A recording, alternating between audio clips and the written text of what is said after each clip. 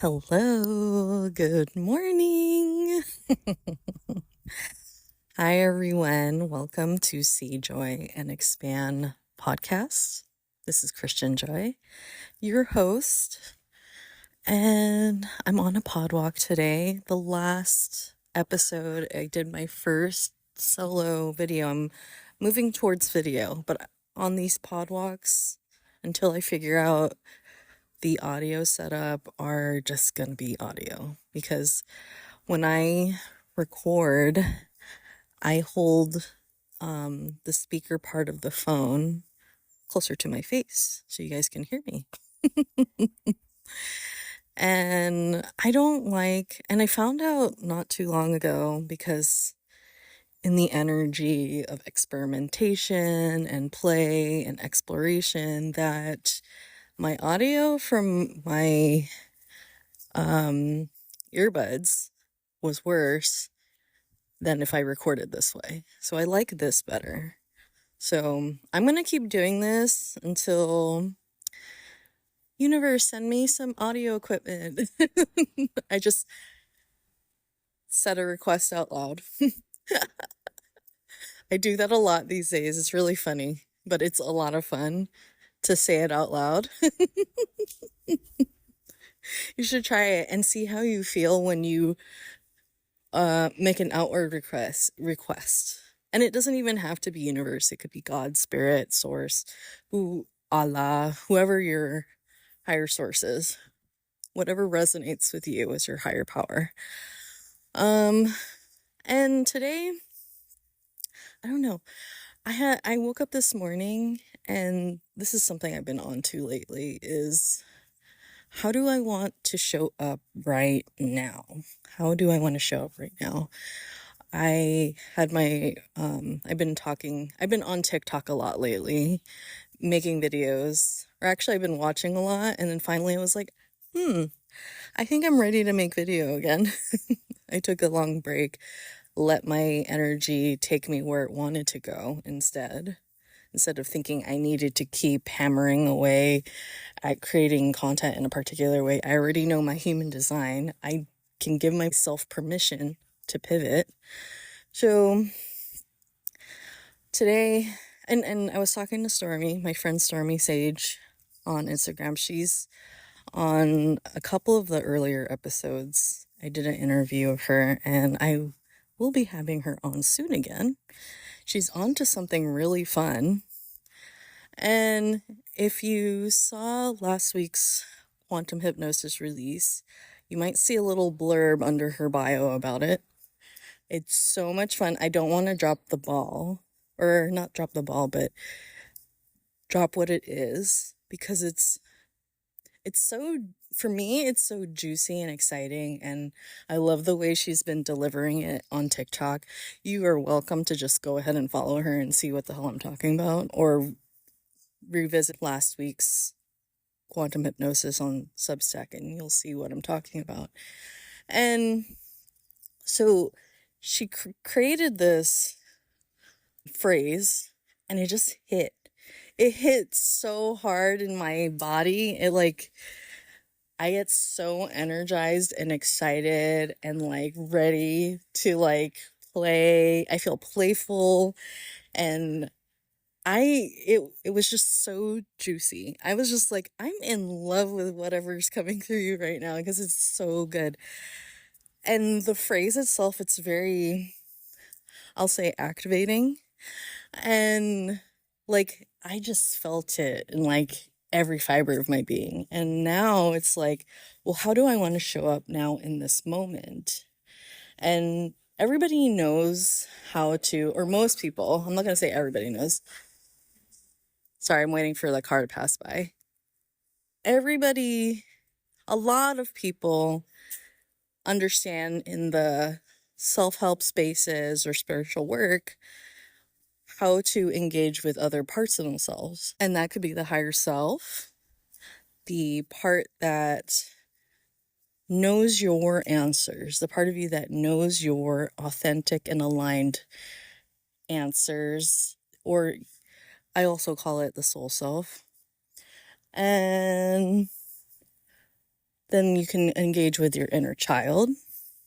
Inner child's a lot of fun. You can engage with your future self. I talk about inner child. I haven't talked about future self, and she's onto future self, and I freaking love it. I know about future self.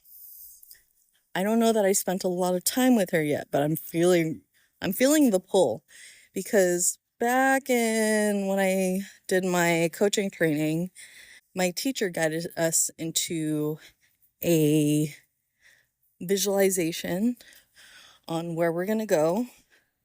What do we want for ourselves in the future? A future vision of where we're going. And my future self showed up. And anything could happen in a visualization process like that when you are engaging in a different conscious state, like visualization, meditation, breath work, etc. For me, it was connecting with my future self. And I always see her with red dress, long flowy hair. She's always dancing. She's always happy and just busy creating and like living a life of joy and levity, glee. So as we move forward, we're creating and building things just in general for a lot of us. We have these bigger picture dreams and goals. We start to step into, like, to be the person who holds the future goal or dream in their hands, in their reality. They're stepping into the version of themselves that is that person that can hold that future dream and goal in their reality. So it's not, how do I get this thing? Because that's what patriarchy, capitalism taught us. Get the thing first and I will be. Patriarchy taught us that if we got it first, then we will be. That's obviously not true, else we all would be where we wanted to be. That might work for some people. I do want to say, as an example, like a really good, clear example, that it's a reason why a lot of people who win the lottery don't keep all their money. They are millionaire overnight, and then a few years down the line, they're not millionaires anymore because they are not, let me put it this way, the day before to the day after they won that money, they're still the same damn person. They're still the same person. They haven't become the person who knows how to manage $1 million or multi-millions of dollars. They're like, oh, I got the money, I can have everything. But what if you never learned to become the person who could have all the things that they wanted? How do we be the person, be as a verb, the person that holds the dream in your hands? And it starts right now in this moment. Like, how do I want to show up? How do you want to show up? How do you want to show up and be the version of yourself that has the bigger dream, vision, or goal? For me, the version of the story where I wanted to be a millionaire, my version of that story is I'm leaving my I'm leaving my old career as a nurse, and I wanted to become an entrepreneur. Now, the real story, and I'm very honest about this, is that it took me from 2021 to 2025 to energetically understand and have the clarity of who I am to be that person. When I left nursing, I thought, oh, I'm going to explore a little bit and then I'm going to be a human design reader. That's what I thought initially. And then I realized, no, I didn't want to study and teach. What did I say in the moment? I didn't want to study and then tell people who they are. That's where I was energetically before. Now that human design is coming back, and you guys, I'm going to be talking about human design I love talking about human design. I love talking about astrology. I love talking about all the tools in different ways. I see it as a tool to give you a different perspective on a way to see things, because society didn't teach us a healthy way of viewing things in harmony, in balance. In fact, society doesn't traditionally believe in balance at all. So I thought, oh, I'm going to do this and then it'll equal Z. I'm going to quit my job. I'm going to learn how to do this modality, human design reading, equals I'm making the business. That's how fast my brain moved about it, and how much in the future I was living with it. And it was really funny because when I first started coaching, when my teacher taught in the beginning, very beginning of the course, she said, how do we be the person that holds a bigger vision? I didn't understand it at first. I did not get it. And this is me right after my awakening, baby woo, baby spiritual. Didn't get it. I didn't get it until probably last year. It didn't finally land in myself. That's when it finally made sense. And I was like, okay, I get it now. So, and that's a testament to don't feel pressure to understand a thing. Maybe you're meant to understand it later. And when it does, it hits so different and so good and so juicy. So don't force yourself. Just, it's a practice of not respecting, but it's a practice of honoring the version of you are today. So my version of that is that I thought I was going to just, bam, start the business. And as my path has unfolded in the last 4 years, that is just not how I'm meant to manifest. And that's another thing about manifesting. I think that the spiritual community is moving out of, hopefully, is that they marketed towards fast manifestation. What if your magic is in slower manifestation? And I need to say that out loud because nobody ever says it. It's not sexy enough to sell. That, oh, if you do this, you're going to get that. But that form of marketing did not serve me. So I'm going to say it out loud. Maybe you're meant to manifest at a slower pace. Especially when I learned my human design of my business, I realized their energies that moved slower. Their journey was slower than mine. And when I realized energetically their journey is slower than mine, I was like, that gave me so much space to continue to explore what I wanted to do with my time. What did I want my life to look like? Instead of hammering away and forcing a business to unfold. And now I'm in the magic of the moment, engaging with my future self. Yesterday, I went on a walk, as usual. And I decided to walk with her. So I visualized, and some of you will be the type of person who can really see your future self walk next to you.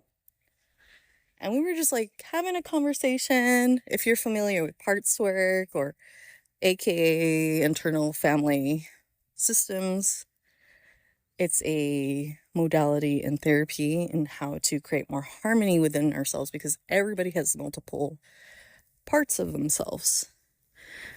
And we were just chatting, and she's the sweetest, most beautiful person. I love her. I love my future self. I love the person who I'm stepping into. Not that I'm not that person. That person is me. I am that person right now.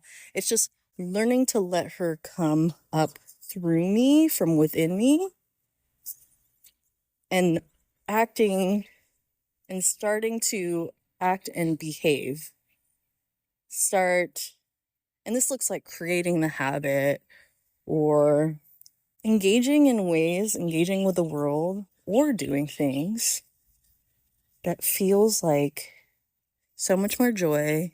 For me, the words are joy, levity, peace, connection, things like that. What are your words? What are your words? How do you want to move around in the world? My future self is always dancing. She's just dancing and having the time of her life. How do you want to move around in the world? So this is the work I do with myself, and this is the work I do with my clients. Some of it, a piece of it. Now, a lot of you, if you're here, you're not here by accident. And it feels like, how can I behave in that way when there's so much going on in the world? So much going on in the world. And I'm going to say this before I continue. My future self is a very creative person. And I say that because I've only now, in this moment, starting last year, started healing my relationship with creativity. And now it's coming through in my work. My work with you guys, with everybody that I create for, is my art. And that realization was very powerful for myself. My life is my art. We're all creative beings. We all have the capacity for creativity. So I was learning what creativity looked like, what it meant, what it is to be creative. And creativity, if you are making something, whether it is art, whether it is a business, it is creativity. You are engaging in a form of creativity. Especially entrepreneurship, there's no blueprint or instructions for that if you want it to make it feel like you. Let's put it that way. Now the world is very crazy. Every time you turn on the news, something insane is happening. Like, even more so than before. Last week, they were talking about, I don't know what this is about. Something about, I heard it real quick and I was like, what the F? The immigration reality show. Am I getting this right, you guys? I actually found this really cool Substack online. It's part of my recommendation list if you guys are reading my Substack. And this is not a plug. I'm just like, because I really love her work, because she marries both of her magical work with what's happening in our physical reality, with like politics and stuff. She calls herself the Chaos Witch. Her name's Grey Galaxy. She's great. I love her stuff because this is like now my new form of reading the news. It's like my newspaper, except she tells the truth in her witchy and esoteric way. And then she adds the astrology, and she has a lot of great stuff. I love her content. It's really good. And if it weren't for her telling everybody what was happening, not telling everybody what was happening, but speaking on what is happening, that I wouldn't know about that. And then it started cropping up in other places. So now that I'm not on Instagram and Facebook, Spirit always has a way to keep me abreast of what's going on now that I've left those platforms. So a lot of crazy, oh my God. I saw another story on TikTok about the 30-year-old pregnant woman, and she's being kept alive because of their abortion laws. And you guys are probably like, oh my God, Christian hasn't been talking about any of that controversial stuff on the news. And yes, she's bringing it back again. Or, oh no, I didn't come here for this. I like to talk about these things. There's something to notice when witnessing the shadow of our world. Something that's very transformative when we allow ourselves to be very real and honest and open our eyes to those things. And granted, only you know what your capacity is for taking on information that can be harmful to your mental health. So don't do it if you're not in the state to receive such information. Honor where you are at. If you're anxious through the roof and holding space for that kind of information might not serve you, and honor that and take care of yourself, please. I believe that we can be aware and we can be in our aligned energies at the same time. At least this is my path. If it doesn't resonate with you, honor that. This is how I've chosen to move through the world. I like to know. I've learned my energy took me to really looking at what was happening in the Middle East for like the last year and a half, like ever since it started. I watched everything. It was not good for my mental health. And then I realized I needed to I think I know enough to understand what the F happens there. It's awful. And now it really, when I look back at why was my energy, my intuition taking me in that direction? And then I realized that my purpose was bigger. It helped me realize that the work I do in helping folks step into their aligned and soul selves, their most authentic expressions, it's essential for those deeper aspects, for those atrocities. Trauma creates more trauma. Now, if we all focused on ourselves and healed ourselves instead of sharing trauma continuously through the generations, the world will look like a different place. So I'm not overly focusing on all the nice and juicy and lovely words because I'm running away from the shadow. It is because of the shadow in our reality, in our collective, in our society, that it is important to step into that joy, levity, love, gratitude, all the things. It made my mission more firm.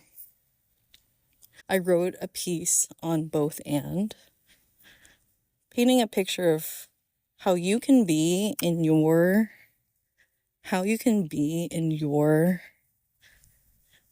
reality with in your highest alignment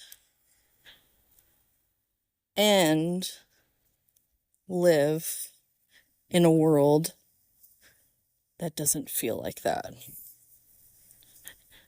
And when you step into that self with all your higher self words, whatever those are, I've shared mine a lot. Now what's yours? What are your higher self words? What is the version of you're stepping into? You can be a witness to the reality that's in your world, and you can be your higher self authentic words. That's the both and perspective. It's the both and experience. I started including this practice a lot more this past year because I was really in observing what was happening in the news. I had a lot of guilt and shame. In fact, I got a little depressed about it. When there's nothing wrong with depression, it's a feeling. It's an experience you're having. You are not your depression. I am not the depression I experience. You are not the depression you experience. And then I had that inner conflict within me for a long time. And then I realized that these both existences are happening in real time. Instead of having the dialogue of, that's happening, but I feel this. People are dying every day, but I feel like an oasis inside. That's how I wrote it in that both and piece I did. And I shifted to all these atrocities are happening in the world, and I feel like an oasis inside. When you marry two opposing experiences together with and, you start to feel a harmony and within yourself that it is okay. It's okay that I am witnessing and experiencing both. You come back to the okayness of both truths because both truths are true. Both truths are true. So I'll link that Substack. I love the piece that I wrote on it. It's really good. I love both and it's very healing. Just shifting a word in your vocabulary is the work. When you find opposing experiences in your reality or even within you, you'll have one part that thinks this and the other part that thinks that, and you want to say but. Like, I feel very anxious about this, but I'm really excited to do it. What if you said, I'm really anxious about this experience that I'm stepping into, and I'm really excited? You're creating harmony between the two parts. You're creating wholeness within. You're creating inward inclusivity. Inward inclusivity within you. You are creating inward inclusivity within. Harmony between two parts.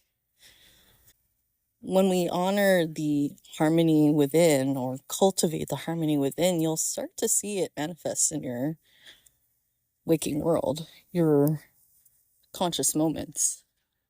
So try it on. I'll link it in the show notes. I do a little I have examples of what that looks like, the different types of experiences that looks like.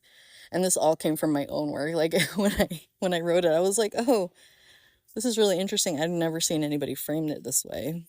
I went within myself about these topics over the past couple of years.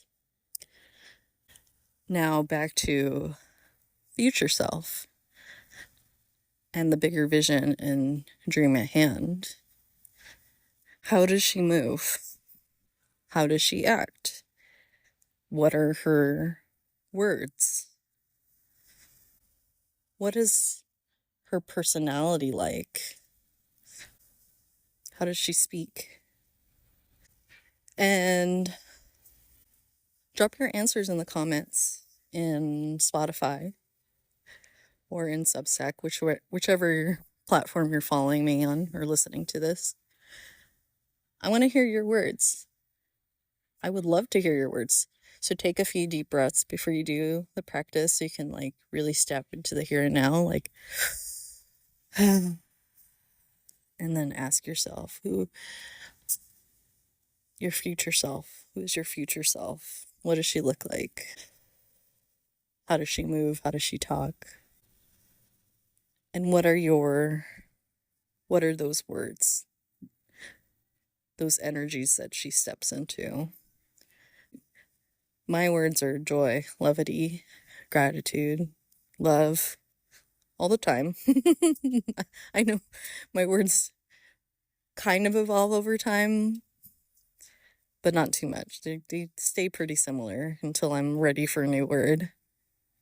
And yeah, let me know. I would love to hear what your words are.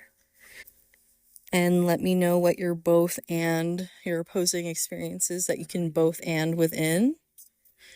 And if you don't want to do these practices on your own, I did open up, if you haven't heard yet, I did open up coaching spots starting last Monday. I'm going to close the doors on June 2nd. I'm only looking for 6 people. There's a tier 1 and a tier 2. Tier 1, we work really closely together. We all meet weekly, and this is for people who have the space in their lives to, and maybe even has gone to a lot of therapy. They're very self-aware and they're ready to explore who they're stepping into. And tier 2 is great for someone who has a therapist, or maybe not even have a therapist. Maybe you are a little self-aware and you want to shift and you don't have as much time to devote to it.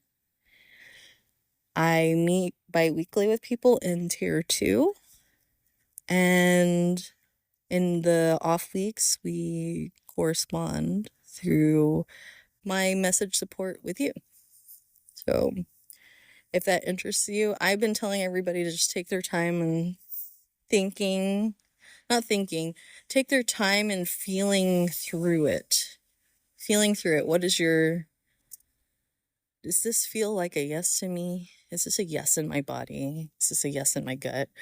Or is this a no? This is really a no. I'm really repelled by your work. No, it's a definite no. And if you don't feel anything, maybe take the time to feel it out and come to a yes or a no. It's a no, and maybe the answer will come later. Take your time. Doors close June 2nd. And a lot of the stuff that I share in my podcast episodes is work that I do with my clients. So if you want to explore my vibe, you can go through older episodes if you want to. And also another thing, I don't force any of my clients to do things that they don't want to do. I think I have to say that out loud. It feels like something that should be said out loud. A lot of people hear coach and they're like, coach, ew. They're going to tell me what to do. I'm like, no, that's not what coaches do.